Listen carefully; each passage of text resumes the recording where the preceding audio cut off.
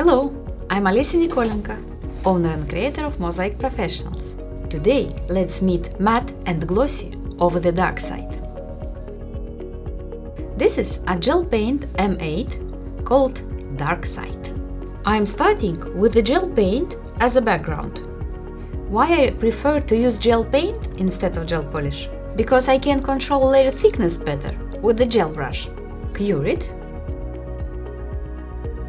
I'm applying matte top gel now.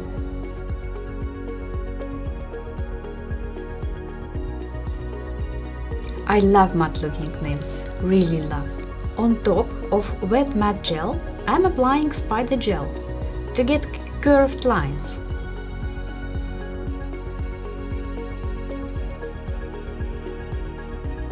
I have already used this technique before.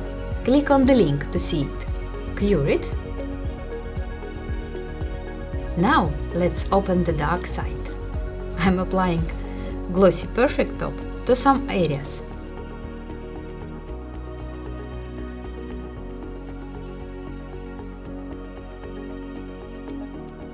Cure it. Now it's ready. Play with other colors for more combinations. Have a beautiful manicure.